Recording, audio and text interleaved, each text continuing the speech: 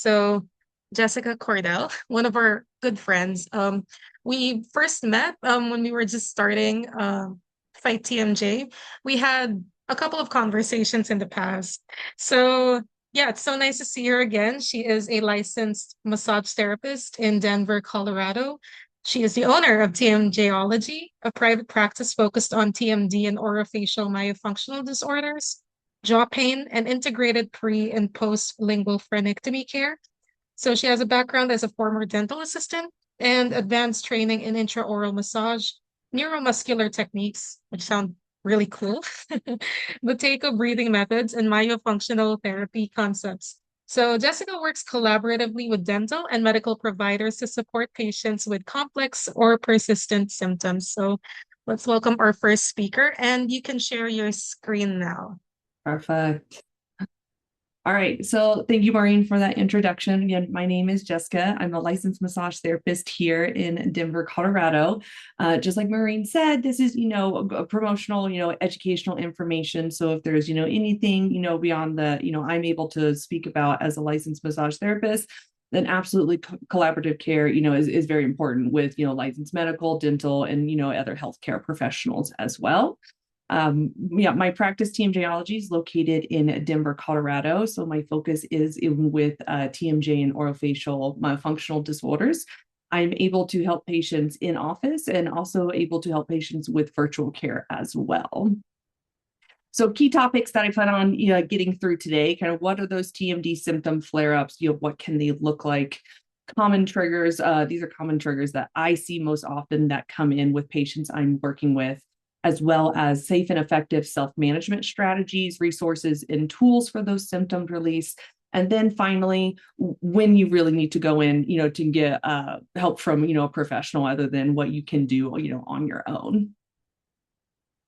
So flare-ups, common flare-ups that, I see often and something that you may, be experiencing already. So those very common ones, that jaw pain, that achy jaw, clicking, popping in the jaw, pain when chewing or talking, tightness or fatigue in the jaw, as well as limited opening, not being able to open as wide, may have some facial pain, those temple headaches. So those headaches we tend to maybe get like around the side of the head there. We even have neck and upper back tension, some ear pressure or fullness, and even some tooth sensitivity. So it almost feels like your teeth, may have some like bruising going on.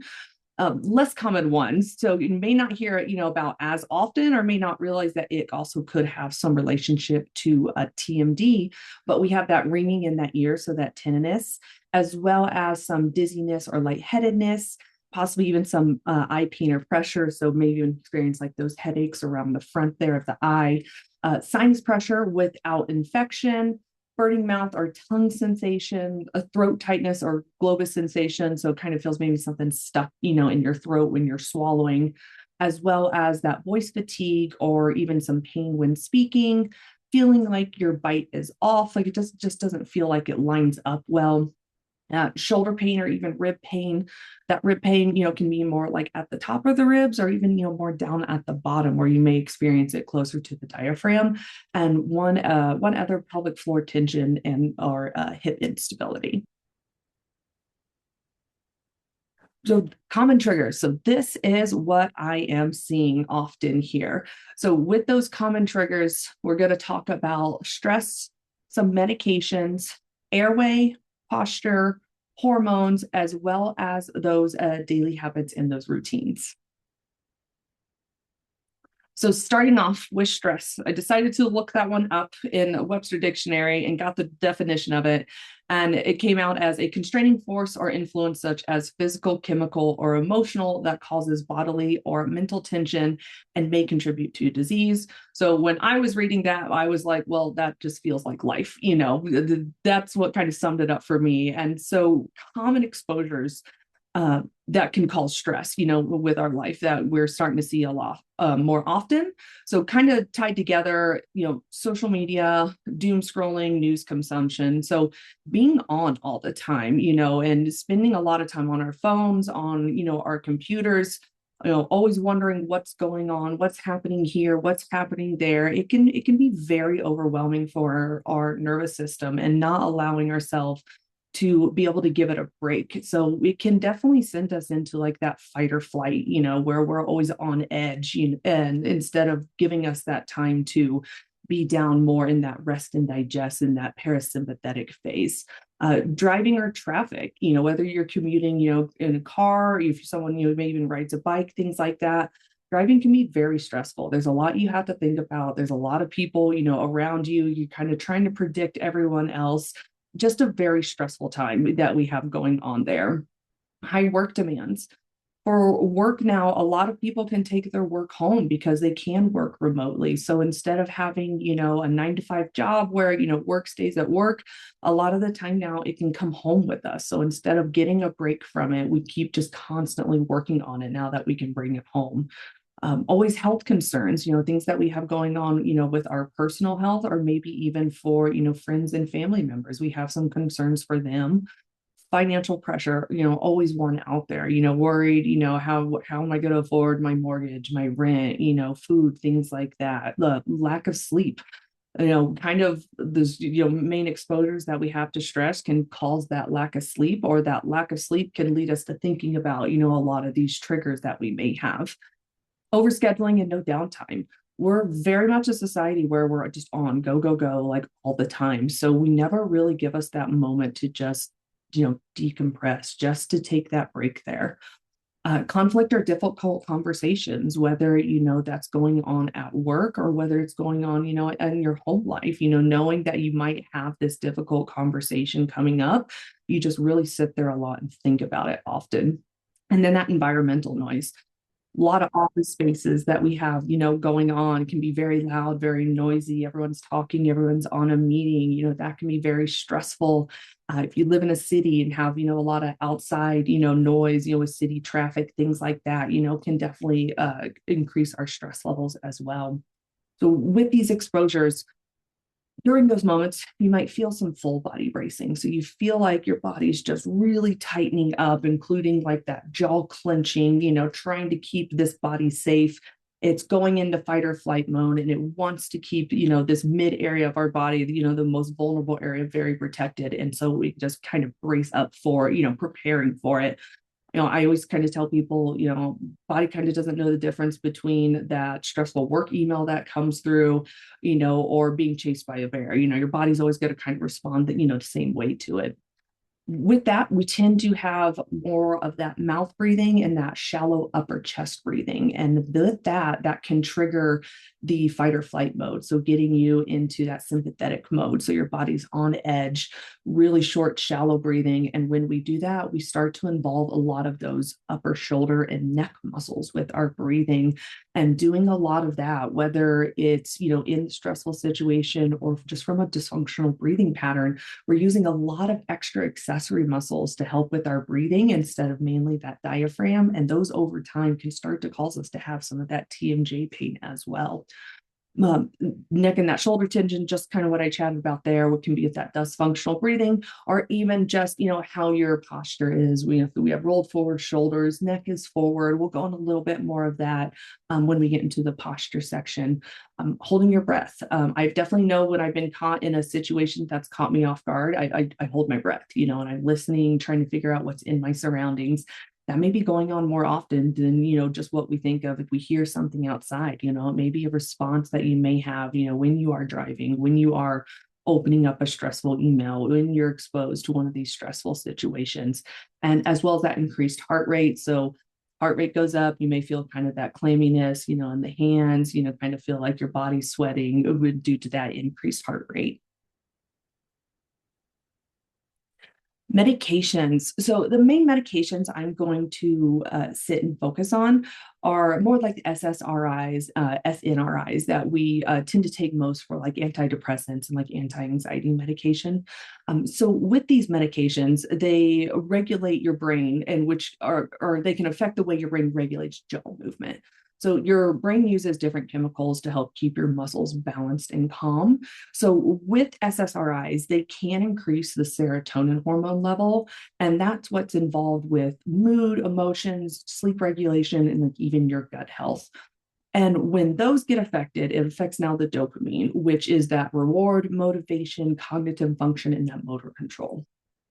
That can be a negative because it also affects the part of the brain that controls the movement and the muscle coordination, like the basal ganglia. So the catch here, we're taking these medications, to give us that serotonin that we need and that dopamine. But what happens is it can inhibit dopamine, and that's where it starts to have that effect on that smooth muscle movement. And when that dopamine is inhibited, it can now lead to involuntary movement or tension. So, like that clenching or grinding. So, even if you're not in like a stressful situation, it's not going on like, at nighttime, maybe related to airway, it could just be happening due to this medication here. I know definitely with my medication, it definitely has upped like my motor tick movements. I do tap my teeth together a lot more now since I've started it. But it's definitely kind of one of those give and takes. It does give you some of these side effects, but is helping your mental health. Always something worth having a conversation with your provider. But those common meds that we see that have that effect are the SSRIs, the SNRIs, antipsychotics, medications for Parkinson's disease, and like even for ADHD as well. All right, airway. This is really starting to get a lot of talk around airway and how, it can be contributing to your TMJ and to your jaw pain. So when our airway is compromised, the body will want to recruit compensation patterns to maintain your breathing. It's very important, for us to be able to breathe. And the jaw is often one of those very first symptoms or systems that's going to come and step in. So during the daytime, if we have low resting tongue posture, that's where our tongue is resting low in the mouth instead of gently resting onto the top of the palate. What happens? That tongue can rest a little bit low, that jaw can sit back a little bit farther, and it can cause to some narrowing in your airway.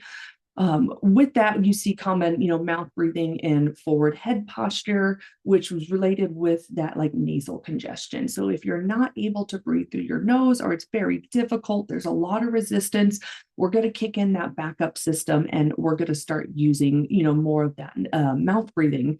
And that just kind of continues that cycle because you can try it out now. If you create like a gentle tongue suction in the top of your mouth, and then try to breathe in, you're not going to be able to. So if we have that proper, resting tongue up in the palate, you're going to have to naturally breathe through your nose. But if we can't breathe through our nose, then that tongue's going to rest down low and kind of, again, just continues that cycle that we have there.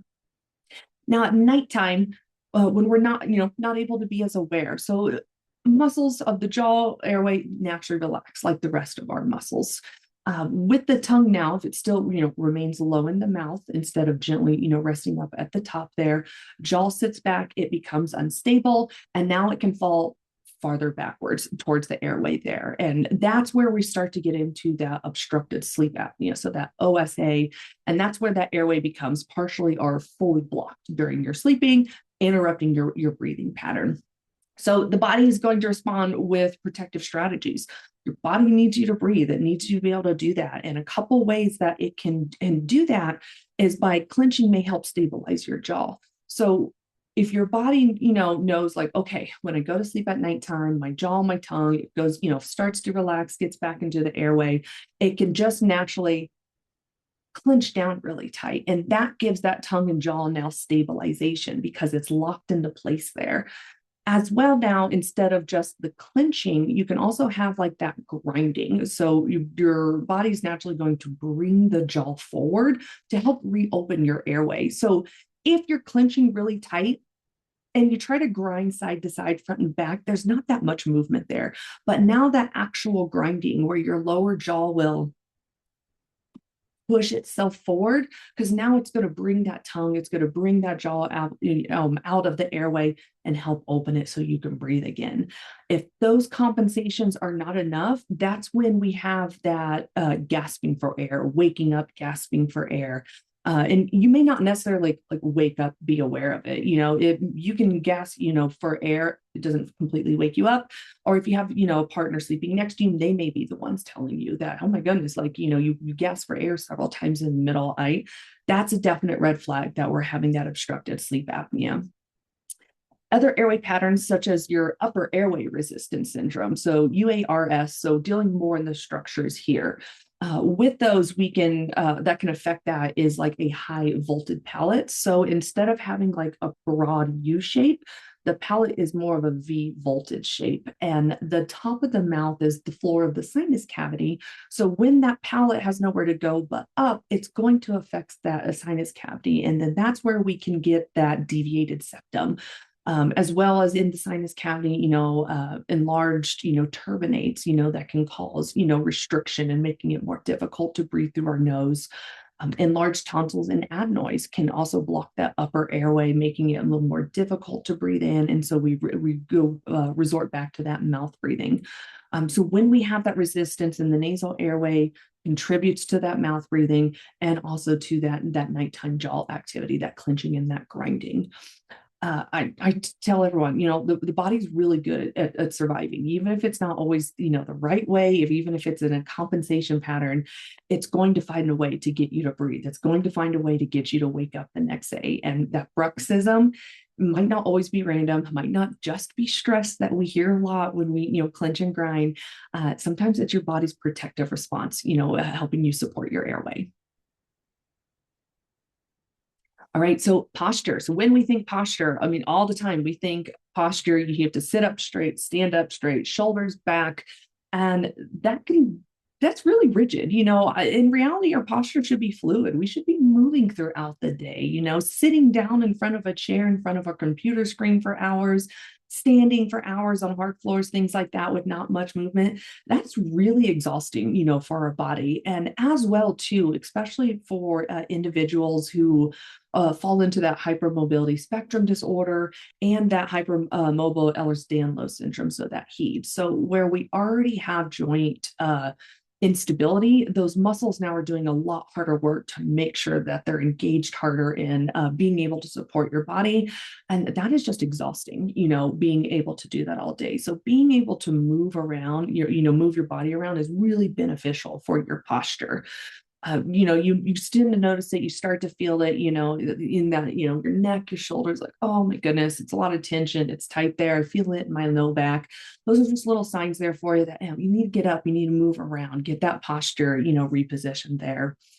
We also, very common, we hear a lot with forward head posture. And this can actually develop even as a compensation pattern to help open up the airway, or just come from like daily habits of looking down at our phones, looking forward into a computer screen.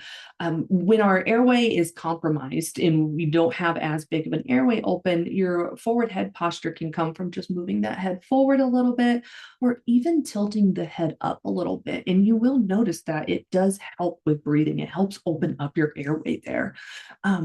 As that head moves forward, though, a lot more workload is going to start increasing for the neck. It's having to work even harder now. And what we see a lot, I still catch myself doing this, especially when I'm sitting in front of the computer a lot. We tend to start now resting like our chin, our jaw. We rest it kind of, you might catch yourself doing this, maybe like a little bit of this. Also, to like, if you're sitting on your couch watching TV, what can happen there though is now it can create additional compression on that jaw joint. So the TMJ, that templar mandibular joint. So you may hear people say, oh, I have TMJ. You may hear people say, oh, I have TMD. So TMJ is the joint, TMD is like the dysfunction, the disorder. So over time, that can lead to, inflammation, pain, swelling. And if there's enough swelling, inflammation, it can cause that disc displacement. So that disc to slightly move forward. And that's where we often now start to get that clicking, or popping that sound when that jaw is moving, like open and close.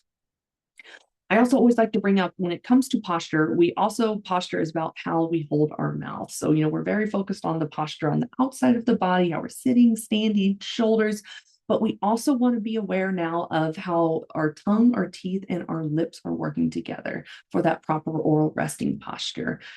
That proper resting posture is the tongue gently suctioned up to the top of the mouth. Teeth are slightly apart with just a small 1 to 2 millimeter space.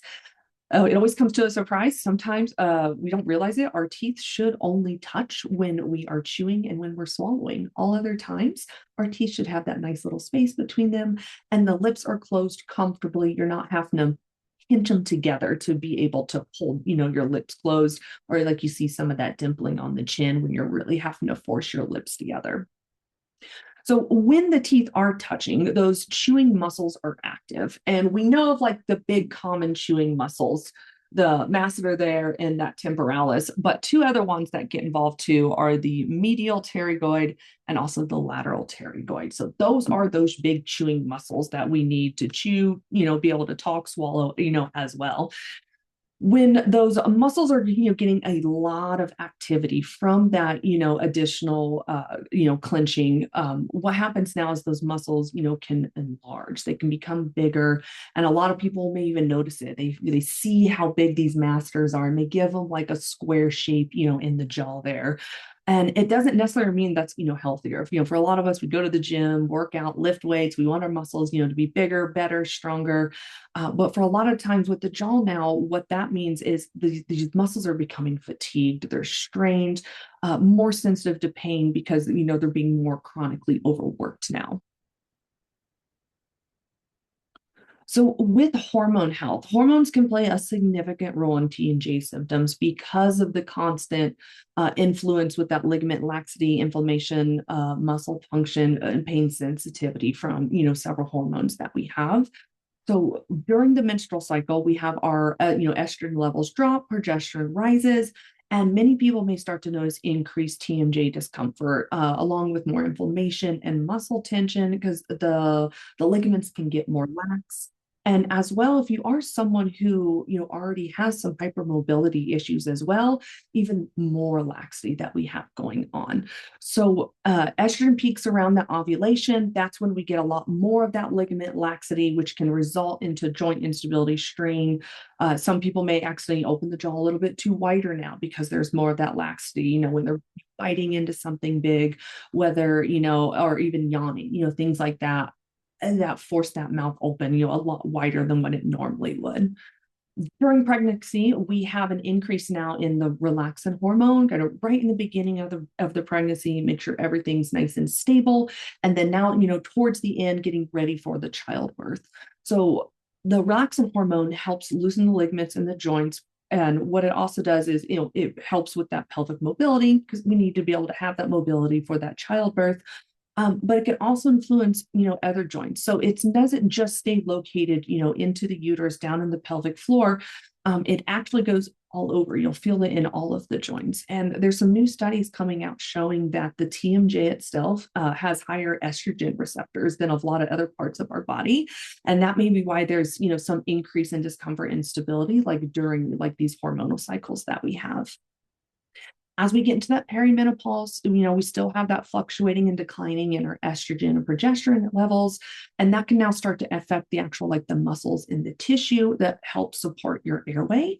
So what happens there is we start to get a lot, laxity in the muscles. And so the soft palate can get lax and it can, affect the airway as well.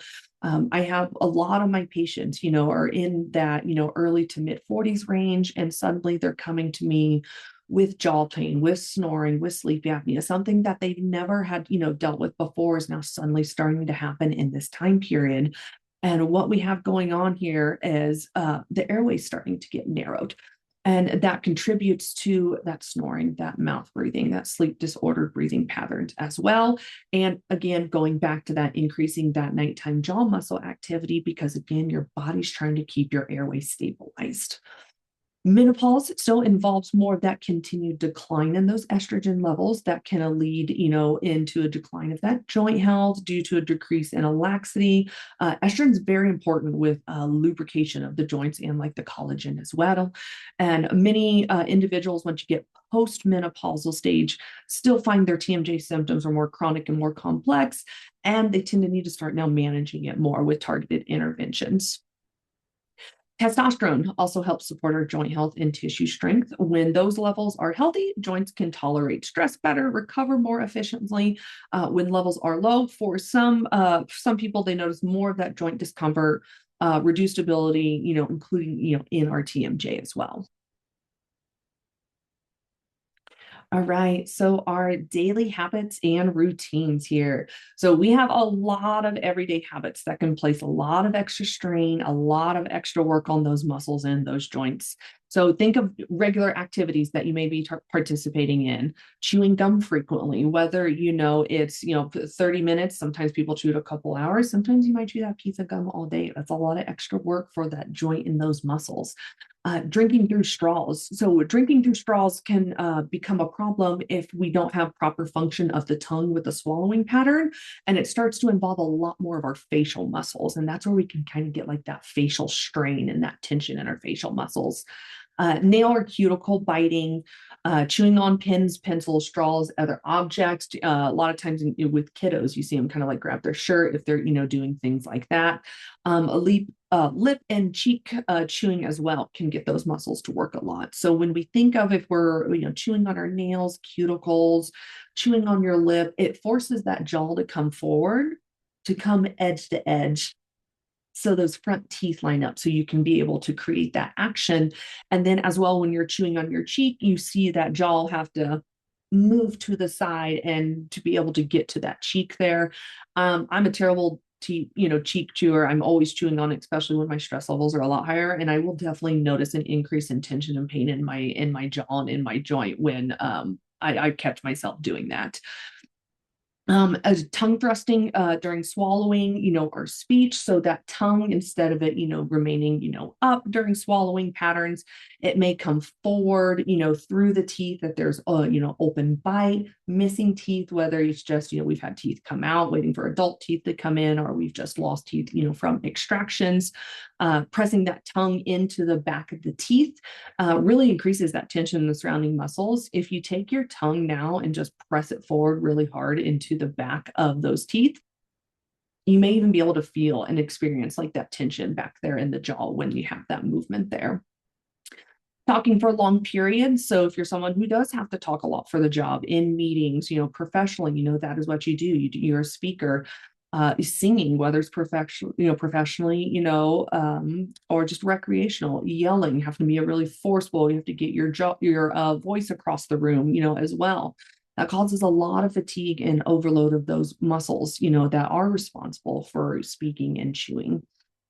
Eating very tough or chewy foods like bagels, jerky, steak, ice, chewy candy, uh, have to open really wide to take large bites, or even yawning can push a lot of additional strain on our jaw there. Now, I kind of always want to tell people, it doesn't mean you have to give up those foods, but it definitely just gives us a sign of what's going on. Why can't our muscles, our joint tolerate eating those foods? It just really gives us a sign of there's something dysfunctionally going on here that we want to take a look at a little bit more. And even as well, processed foods. So just foods that don't require us to use a lot of our chewing muscles. So when we have, you're eating, steak, chicken, things like that, there's a lot more time that goes into being able to chew up that food versus a lot softer foods, couple, 2-3 bites, you might be completely done, ready to swallow. And so it may be one of those where if we're not using our muscles a lot during the day, and then we jump into, chewing a lot of tough, excessive foods, is that causing some of that pain and that dysfunction that we have going on now? Chewing primarily on one side, whether that's due to a misaligned bite. So your bite may not line up perfectly. You may have one that touches more on one side. Some issues with missing teeth, just pain when we're chewing on that side as well, can also further increase that muscle imbalance and that stress. Chewing a lot, mainly more on one side can, definitely affect like, the symmetry, of our muscles there. If we're strictly chewing on one side, you might see a little asymmetry because these muscles are doing a lot more of that work. And these, the other ones on the other sides, not so much. Excessive caffeine intake. We kind of think, we coffee, soda, that caffeine. But with caffeine, it's a nerve stimulant, and it also can cause dehydration. But we also want to think about other things that we can use commonly. You're thinking even just like energy drinks, pre-workout drinks, and then, of course, chocolate, too, that can have it if we're consuming a large amount of that caffeine intake. Poor sleep quality, also from that excessive caffeine as well, it can just be a big contributor to that jaw discomfort. Other repetitive activities we might not think of as often, but if someone you play a musical instrument, so it doesn't even have to be just an instrument inside the mouth, clarinet, saxophone, but even thinking like, a guitar, is it, the strap over a shoulder, we're looking down often, or even see people who, play violins, they tend to kind of use the side of their face to be able to hold that instrument for them. So that could also be contributing to some of that pain. Holding objects between your teeth, if you're, oh, real quick, let me just pop my pen between my teeth while I type this out, that can absolutely be another, contributor to it. Habitually popping or shifting your jaw. So always seeing like, ooh, is it going to pop today? How far can I open today to make it pop? Does it hurt today when I move my jaw into this excessive movement? Things like that as well. Even excessive like jaw stretching exercises, while those can be very valuable, if they're not done with like the proper guidance, it can cause more irritation in that TMJ over time. Routines I kind of added, pretty common one for a lot of us do are long dental appointments. And that even includes like your cleaning appointment. Most cleaning appointments anywhere from kind of 45 to 60 minutes. That's a long time. Even if it's only 30, 40 minutes where your mouth is actually open, that's a lot of extended time that those muscles are having to work to keep that mouth propped open. And especially already too, if you're pretty limited with how wide you have to open, and then you're trying to force it open even more to get those teeth cleaned, that can cause a really bad flare for you. But then, of course, we've got those appointments for, fillings and crowns.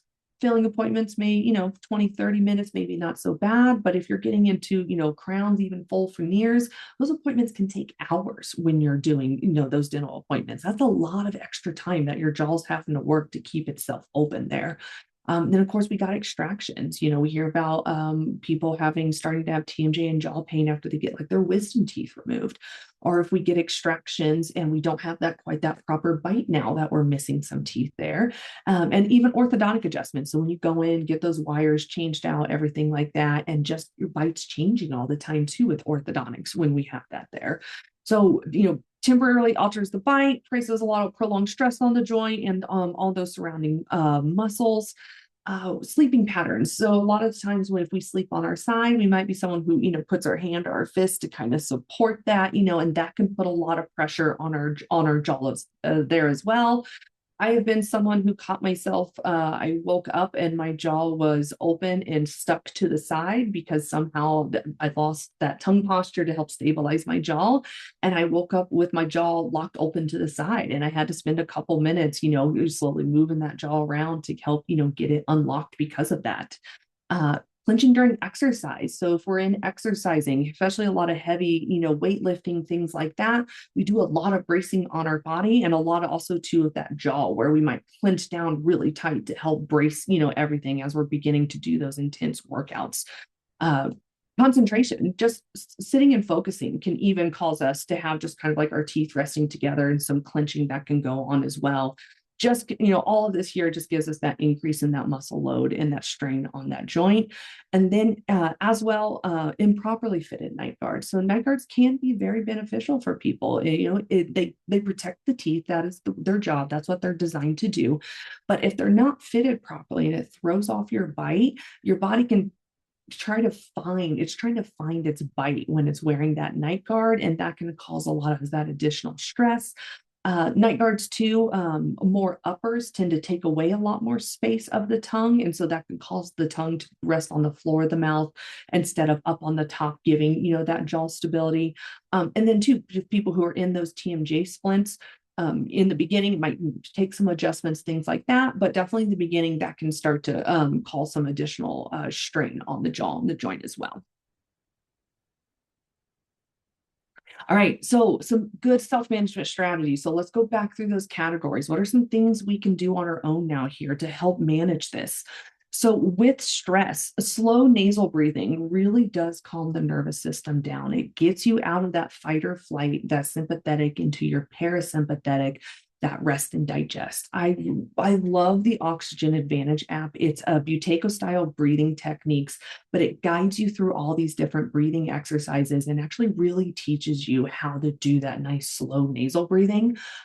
Great thing about this app is it's free, which is just unbelievable. Once you see how much it has to offer, it's absolutely insane that this app is free. So absolutely take advantage of that app there. It's wonderful. Short movement breaks throughout the day, get your body moving. If we're, this computer screen with stress of work and things like that, we're in front of all day, not moving, tense, tied up. Give yourself a minute, get up, move around, shake it off. It really is, thing, just allow that body to truly be able to relax. We hear a lot, we hear this one all the time. It is helpful being able to do that self massage, of the jaw, neck, shoulders, upper back in here. Adequate hydration, find that favorite water bottle that you absolutely love that will get you drinking more water. Hydration is very, very important, for our muscles, for our fascia. We got to keep things nice and lubricated. Maintaining a nice consistent sleep routine, going to bed at the same time at night, but also too starting to do little routines that start to trigger your body, realizing like, ooh, I'm starting to get ready for sleep. And if you can fall asleep, I'm in bed by 10 p.m., every night. Life happens, life is crazy sometimes, that, but everything in moderation. If you can do it more consistently, 4 or 5 nights out of the week, it really will help with those stress levels, getting that consistent sleep. You hear for that kind of, the 7-9 hour range for most people. Getting outdoors, nature is wonderful, even if you are in like a, concrete jungle where I am, in the city and everything, just getting some outdoor time, whether it's stepping outside, or going to some place you love, going, on a nice walk, hike, things like that, just to get you back involved with nature. Journaling or using voice notes to process thoughts and emotions. So, whatever we have, on our phone, be like, hey, take this note. If we don't have the ability to journal, we don't want to journal, we have ways to use the notes processing, apps that we have on our phone. Limiting that social media, that news exposure when feeling overwhelmed. I know what it's like to want to stay constantly informed. We want to constantly know what's going on, but that constant being on 24/7, not allowing our mind to have a break from it can really become stressful, long term. Intentional downtime for rest and recovery. So giving yourself that break, we want to balance work and friends and family and our own personal hobbies. So being able to find something, whether it is like a calming, a hobby that you can do that gives you that nice downtime. Phone settings that limit time on apps. I have it set up on my phone from 10 p.m. to 6 a.m. It locks all my social media apps and I don't have access to them because I'm not someone who can have that self-control. Like I need something to be able to help. So using phone settings like that on those apps can be really useful for you. Always calm audio, music, guided breathing tracks. We can find those, a lot of our, iTunes, Spotify, things like that to be able to follow along. So like getting into like that meditation. Commuting, if commuting is something that's really stressful for you, giving yourself, if you can, just a little 5-10 minutes of additional buffer time. So that way, if something does go on, happen, traffic comes to a stop, you got a few minutes to get yourself by. Noise reducing headphones and earplugs when appropriate. If you are in a very loud setting, in office, things like that, having those headphones on that can give you a break from those environmental stimulants is really helpful as well.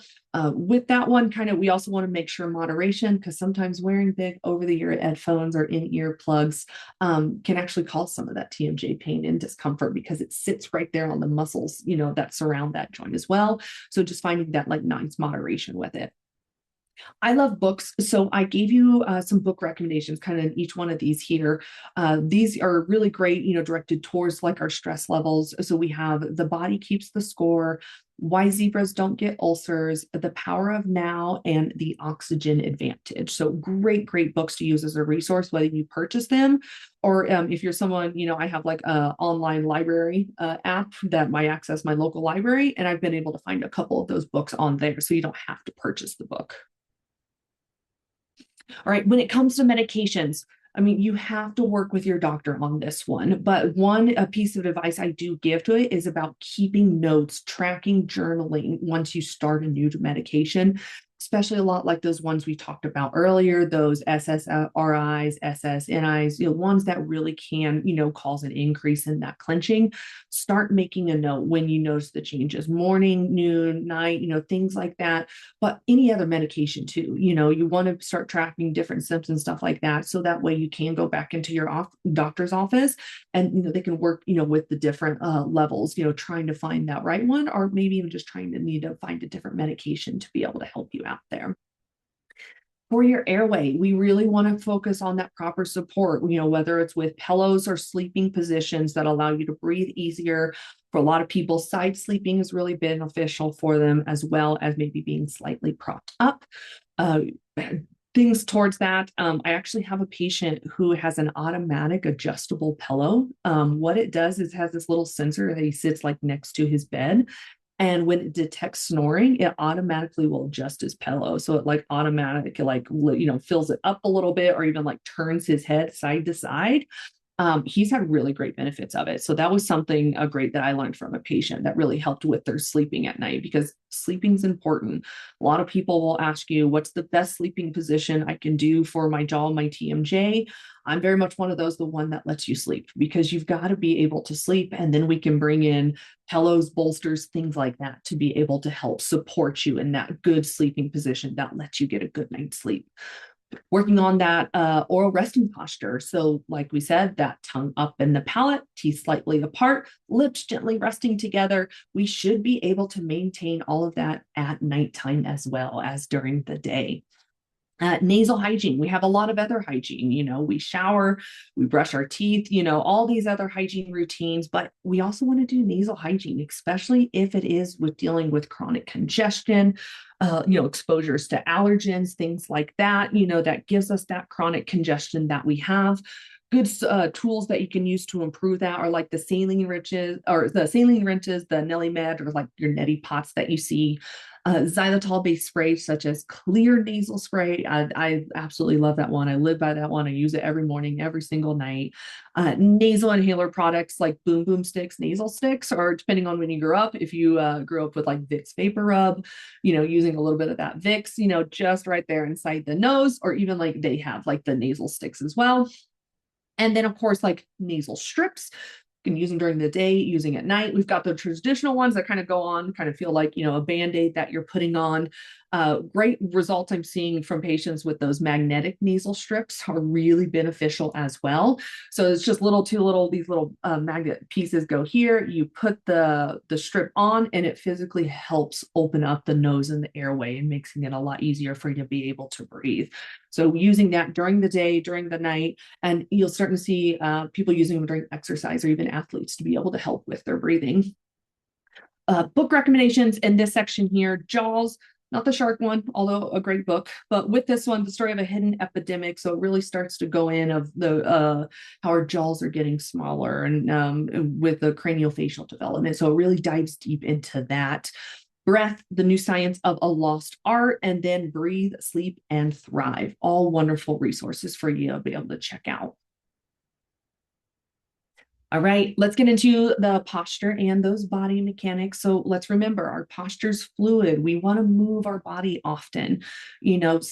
Set a timer if you need to. Every 15, 30 minutes, move that body around. It's also a good time to start checking on your posture. So I give patients like kind of a little checklist, when that alarm goes off, where's, my neck, how, and then as well too, the tongue, the teeth, the lips, or my shoulders roll forward, starting to really be aware and working on that posture.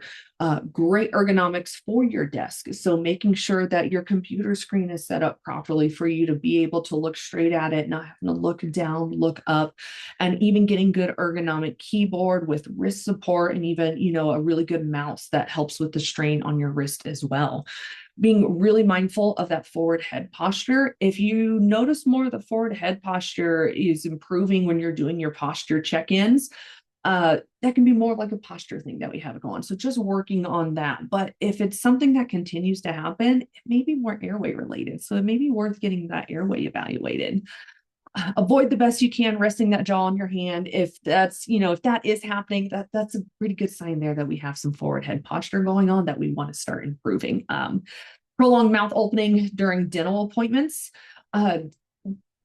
At dental offices, as a former dental assistant, we have things like bite blocks, things like that we would use. So if patients needed that extra assistance to be able to put that bite block in, that helps keep their mouth open. So it takes away a lot of that active of muscles having to keep it open. So that's something you can absolutely ask for as well.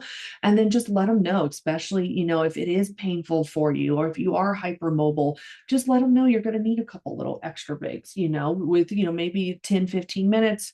Raise your hand, let them know you need to take a little break, giving yourself some self massages, around the face and the neck as well. If it feels like there's a lot of strain on the neck too, with how you're sitting in the dental chair, asking, for like a neck pillow or even like a rolled up towel to be able to support those neck muscles so they're not having to work really hard and straining during that kind of appointment. Proper footwear for work, especially if we're on a lot of hard surfaces throughout the day. Body's kind of a domino effect. If we don't have great support structure down at the feet, it will slowly make its way up. As well as self-massage, trigger point releases for the jaw, neck, and shoulders. We do a lot of massage. It's great. It's like, oh, this hurts right in this area here.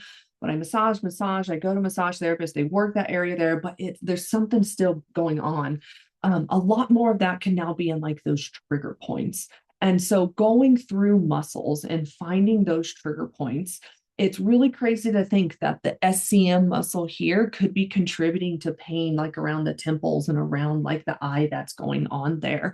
So going through, and when you're working those trigger points, whether, it's kind of giving that muscle a pinch or pressing into the muscle, leaning into it, give it a couple seconds. If that sensation remains in that area, we know that trigger point is not referring. But if you're hanging out here and suddenly you're like, ooh, I feel that now, like around the back of my eye, that's a referral pattern. That could be causing that actual pain in that area, even though it's not in that area. A lot of trigger points in the SCM, the masseter, that temporalis, can actually be giving some of that pain and sensation. If we feel like we have a toothache, it can actually be coming from those muscles with those trigger points referring to those areas as well. So in here, those book recommendations, the TMJ healing plan, tongue tied, and the TMJ trifecta, solving your pain puzzle. Tools here that I really like to use. KT tape I used for myself to really start working towards my forward head posture. I would just take 2 pieces and just put it right back here on the back of my neck. And it just gave me some input. So if I started to feel my head moving forward, I would feel that pull, that tension on that KT tape. And it would just give me a reminder, be like, oh, I need to reset that. I'm having that forward head posture issue going on now. A heated gua sha tool and your TMJ pin, you may see this on social media. It's an absolute wonderful tool. I love this tool so much. You can use it on the head, neck, face.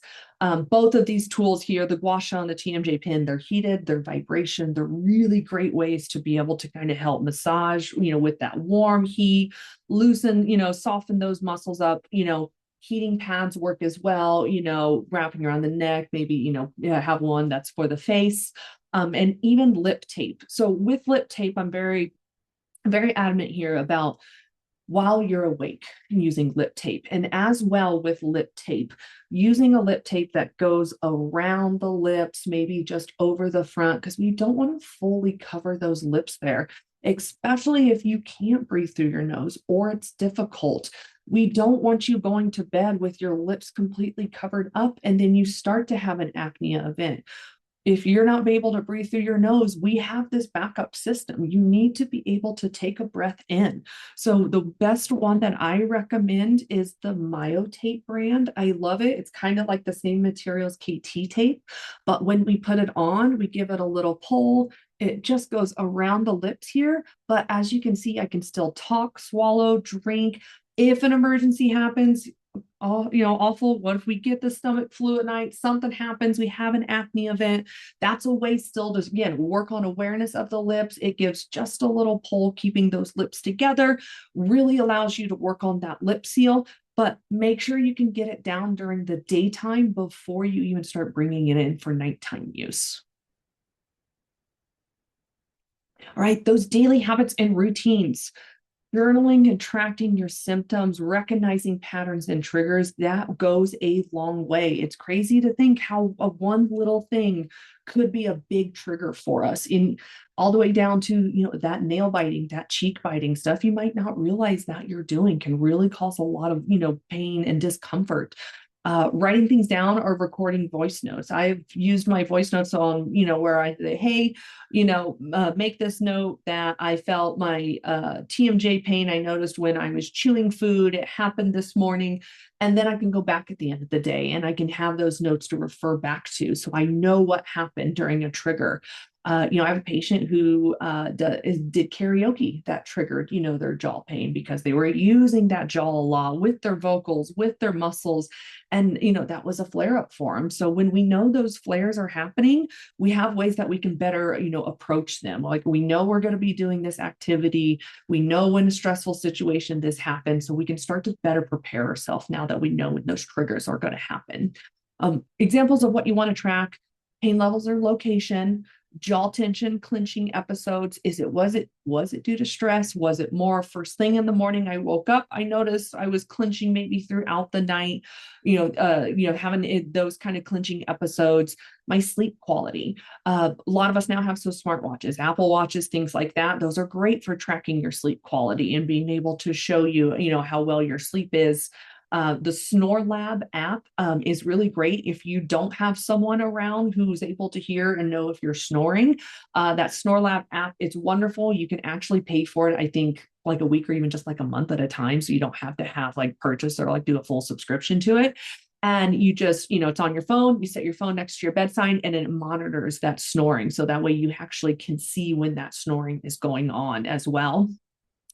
Stress levels are mentioned. So when we do say clenching and grinding is a stress, it can be from stress levels. Absolutely, it can. And so we just want to start being aware of those stressful levels, emotional events, especially if we know we're going into them. We can prepare now for those triggering events. That hormonal cycle timing. So am I noticing it? Jaw clenching, pain, discomfort, even headaches and migraines. Do I notice it that kind of, 7 to 10 days leading up before, menstruation begins and things like that? Or I'm starting, depending on my age, I am getting into perimenopause. Those are all things that could start being contributing to those jaw pain and issues as well. And of course, activities and foods that worsen your symptoms. Or, do you do a lot of soft food? So when you do have a very tough, chewy food, it really does wear out those muscles, when you're chewing on it as well. So kind of like that little bit of like a food journal for you to do as well. Activities, like I said, if you play an instrument, I do karaoke, I sing, an choir, things like that are all things for us to start keeping track of. And then those dental appointments, cleanings, your crowns, fillings, and two, when we're making any kind of changes, if we're starting to use like dental appliances or any kind of medical changes as well. For hormones, that can influence those TMJ symptoms, working with a medical provider to discuss options such as that hormone replacement therapy really is very beneficial for individuals. Tracking your cycles and symptoms to anticipate, like, okay, I know when it's coming up. I know what I can do. I can start prioritizing rest, heat, ice, maybe more gentle movements instead of intense exercise during those times. And as well, a pelvic floor PT is an absolute wonderful provider to have on your team when you're working through these concerns as well. All right. When is it time to see a professional? When do we really need to go see them? So big one, waking up, gasping for air, snoring, you wake up in a cold sweat, needing to use the bathroom multiple times a night. That really does give us a red flag for some airway issues as well. Feeling fatigued, during, a full night's sleep. I'll say I get to bed at 8 p.m. and I sleep till 6 a.m. the next day, but I feel like maybe I only got 2 or 3 hours of sleep. Another kind of red flag that we could be having, low quality, sleep that's going on. So even though you're in bed for 8-10 hours, doesn't mean we're getting that good quality sleep in that time frame as well. Nocturnal clenching and grinding that we discussed can be an airway issue. Jaw clicking and movement that causes pain. A lot of us have joints that pop and click. I know whenever I stand up, my knees like to do a little pop and click sound, but if those movements are starting to cause you pain, it's really time to go see, a provider about that. Chipped or fractured teeth. If you are constantly people clench hard enough to break teeth, or they wake up in the morning and the front teeth are chipped. That can happen from that jaw trying to slide forward. Waking up with muscle pain or fatigue, in the head, neck, or face. You wake up first thing in the morning, your muscles are already exhausted. What's going on? They're working hard at nighttime for some reason. Frequent headaches are migraines. Of course, the jaw locking open or closed. Limited movement or even difficulty opening your mouth, pain lasting longer than 3 months. So we're getting into that chronic pain issue. Hormonal replacement therapy. When you're getting into hormone perimenopause, things like that, absolutely, you're going to have to work with a medical provider there. Stress levels feel out of control, difficulty reducing screen time, social media use, definitely that can affect our mental health. And we really do want to work with, a provider there. Well, wrapping everything up, TMJ symptoms, they're rarely caused by one single factor. I really do wish it was one thing that we could address, send you on away maybe to a different provider, and boom, it's your problem solved. But it can be influenced by a lot of combinations of what we talked about: stress, airway, posture, hormones, sleep, daily habits. You deserve to understand your symptoms and have access to support. And sometimes that support is across a large board of providers, whether it's your GP, ENT, airway focused dentist, orthodontist, sleep doctors, neurologists, surgeons, psychologists, massage therapists, PTs, chiropractors. Your team can build really quick when it comes to getting this treatment. Pain is not random. Pain is a response. Our body's trying to tell you something is going on. So listen to that pain. Don't push through it. You want to get it taken care of. Small, consistent changes in those daily habits and routines can be very meaningful and improvements. So just starting to do those habit tracking, things like that we know we can catch triggers, is super important for us.